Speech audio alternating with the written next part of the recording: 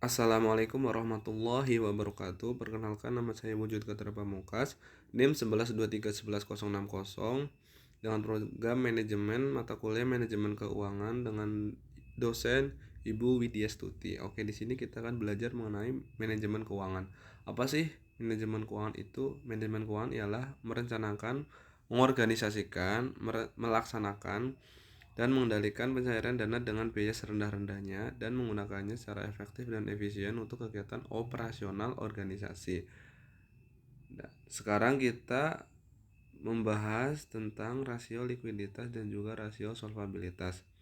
Oke, kita bahas dulu mengenai rasio likuiditas. Apa sih rasio likuiditas itu? Rasio likuiditas adalah rasio keuangan yang digunakan untuk mengukur kemampuan suatu perusahaan dalam memenuhi kewajiban jangka pendeknya dan menunjukkan secara baik perusahaan untuk membayar utang yang jatuh tempo dalam waktu dekat. Di rasio likuiditas itu ada tiga macam. Yang pertama ada net working capital, yang kedua ada rasio lancar, yang ketiga ada rasio cair. Langsung saja kita membahas gimana sih cara menghitung ketiga-tiganya tersebut. Yang pertama itu ada net working capital.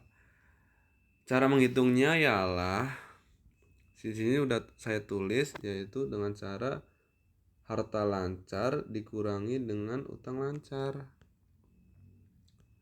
Kita lihat dulu di sini kan saya sudah menulis datanya nih.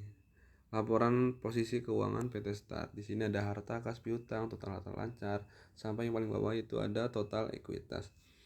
Yang kita lihat lagi sebelumnya itu cara menghitungnya ialah net working capital harta lancar dikurangi utang lancar. Oke, kita lihat datanya. Harta lancar di sini tahun 2004 itu harta lancarnya ada 7.000 dikurangi utang lancar. Di sini utang lancarnya ialah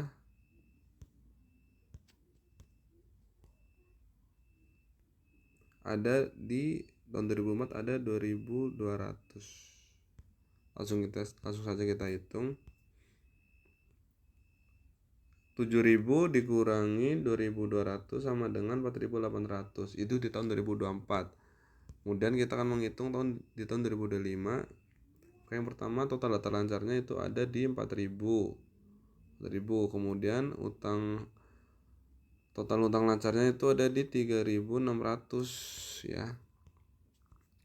Mulai lagi langsung kita hitung saja. 4.000 dikurangi 3.600 sama dengan 400. Ini di tahun 2025. Kita masukkan ke dalam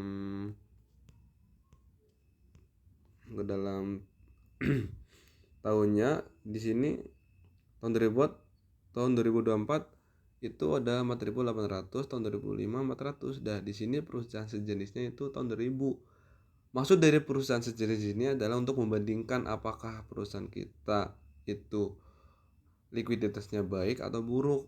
Oke, di sini perusahaan sejenisnya itu ada di angka 2000 ya, teman-teman. Nah, tahun 2004 itu kan ada 4.800. Kemudian yang 2005 itu ada 400. Kita lihat 4.800 itu kan di atasnya 2000. Berarti pada tahun 2004 PT Star itu rasio likuiditasnya baik. Cara mengatur keuangannya itu atau hartanya itu baik. Nah, untuk yang tahun 2005 itu di angka 400. Itu kan sangat di bawah dari 2000. Berarti di situ PT Star likuiditasnya buruk atau kurang baik ya, teman-teman.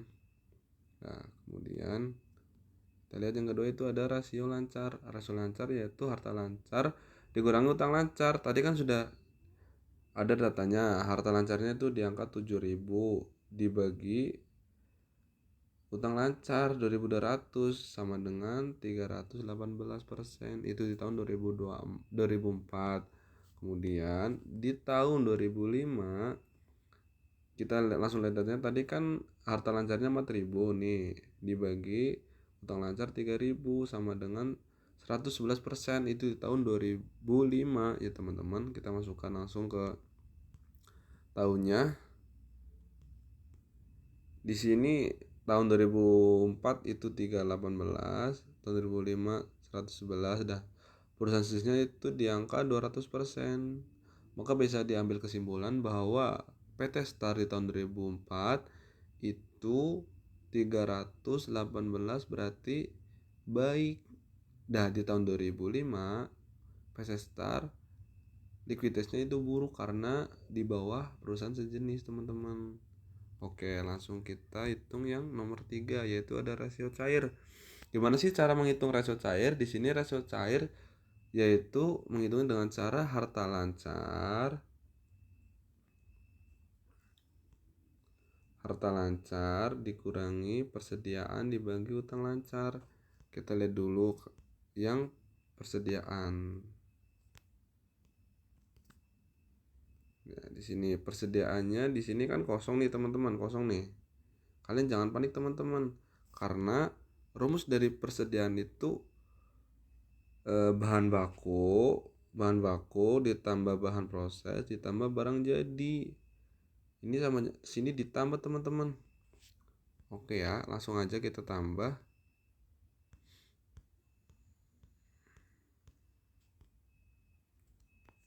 Berarti 300 ditambah 350 ditambah 500 sama dengan, nih saya sudah, sama dengan 2200, teman-teman. Di sini sama dengan yang ini, teman, maaf, sorry, sama dengan 1200. Langsung kita masukkan rumus saja.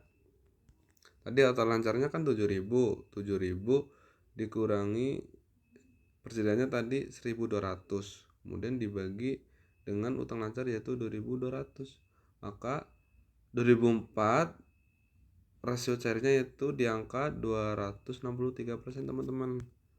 Kemudian di tahun 2005 itu kita lihat dulu datanya. Yang tadi persediaannya ialah tahun 2005 400 dibagi 250 dibagi 850, teman-teman. Nah, di sini sama dengan 1500, teman-teman. Langsung kita masukkan aja rumusnya. 4000 dikurangi 1500 dibagi 3600, yaitu sama dengan 69% di tahun 2005. Langsung kita masukkan ke datanya. Tahun 2004 itu 263, tahun 2005 69%, kemudian perusahaan sejenis itu di angka 100%, teman-teman. Nah, jadi di tahun 2004 rasio cair dari PT Star itu bagus, teman-teman, likuiditasnya.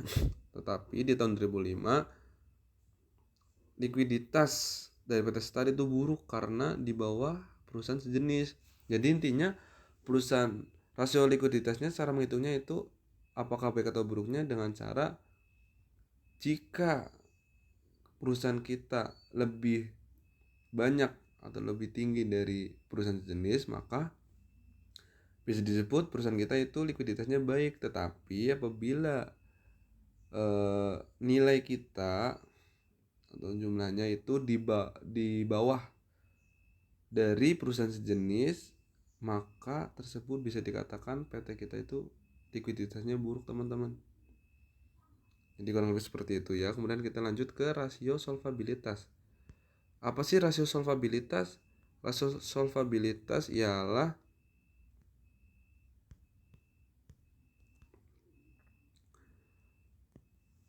pengukuran yang ditunjukkan untuk menilai kemampuan perusahaan dalam melunasi semua kewajiban berupa utang ataupun pinjaman dalam jangka pendek maupun jangka panjang, teman-teman. Nah, di rasio solvabilitas itu ada dua. Yang pertama ada debt to asset ratio, yang kedua ada debt to equity ratio, teman-teman. Cara menghitungnya ialah di sini sudah saya tulis utang lancar ditambah utang jangka panjang dibagi dengan total aset, teman-teman. Nah, kemudian yang nomor 2 itu debt to equity ratio, yaitu caranya utang lancar ditambah utang jangka panjang dibagi total likuiditas, teman-teman. Kita lihat dulu datanya. Samping utang lancar, utang lancarnya ada berapa nih? Utang lancar tahun 2004 itu di angka 2.200 ya teman-teman, 1.200. Kemudian tadi kita lihat kembali, ditambah utang jangka panjang dibagi total aset teman-teman.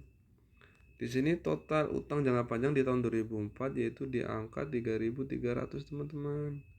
3.300, kemudian dibagi total aset. Total aset itu sama dengan total harta ya teman-teman. Jadi kalian jangan bingung.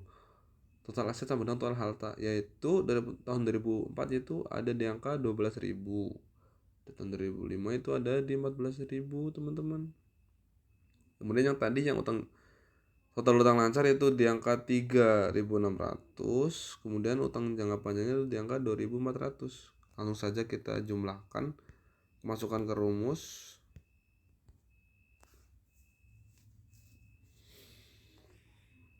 yaitu di sini yang tadi kan utang lancarnya 1.200 tahun 2004. Nah, ditambah utang jangka panjang tahun 2004 itu 3.300 dibagi total aset tadi ada 12.000 teman-teman.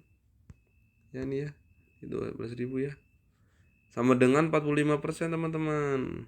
Kemudian yang tahun 2005-nya itu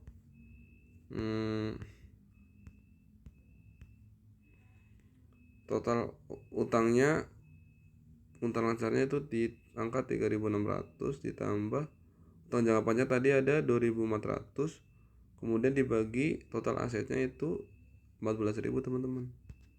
Maka hasilnya ialah 42% di tahun 2005. Kita masukkan ke data tahunnya. Tahun 2004 45, tahun 2005 42, perusahaan jenis itu 43. Maka kesimpulannya di tahun 2004 rasio solvabilitas PT Star bisa dikatakan buruk. Kenapa buruk? Karena perusahaan jenisnya itu hanya 43 teman-teman. Ya kan? Kalau tahun 2025 itu bisa dikatakan wajar atau baik karena di bawah perusahaan sejenis. Dan di sini batas wajarnya itu beda 1% ataupun 2% ya teman-teman. Jadi kalian jangan bingung, kenapa sih kok malah semakin banyak persennya semakin buruk malah?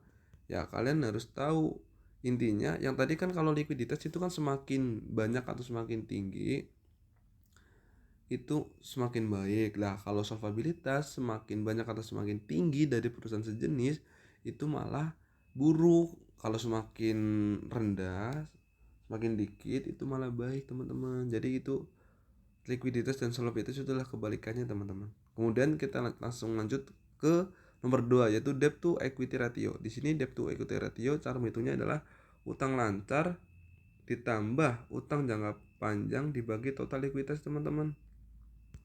Langsung kita masukkan ke rumusnya kan tadi udah dilihat di sini teman-teman. Debt to ratio tadi utang lancar kan 2.200 ditambah utang jangka panjangnya 3.300 dibagi 5.800, karena di datanya tadi total ekuitasnya ialah yang tahun 2004 5.800, tahun 2005 8.000 teman-teman. Langsung saja kita hitung teman-teman. 2.200 ditambah 3.300 dibagi, maaf salah yang bawah ini ya, 2.200 ditambah 3.300 dibagi 5.800 sama dengan 94%. Itu tahun 2024. 2004 maksudnya. Kemudian di tahun 2005 utang lancarnya 3.600 ditambah utang jangka panjang 2.400 dibagi dengan total likuiditas tahun 2005 yaitu 8.000, maka menghasilkan di angka 75% di tahun 2005. Kita langsung masukkan ke dalam tahunan.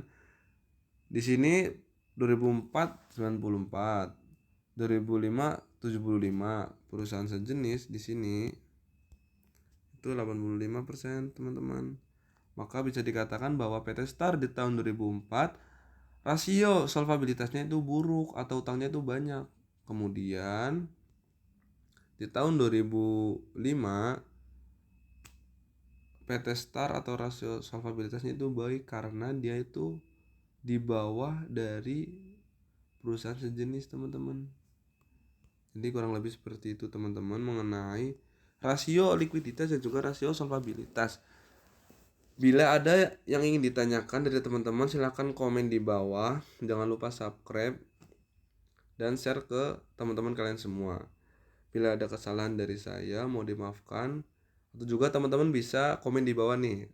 Kalau misalnya saya salah menjelaskan, bisa komen di bawah ya, teman-teman. Sekian dari saya. Wassalamualaikum warahmatullahi wabarakatuh. Terima kasih, dadah.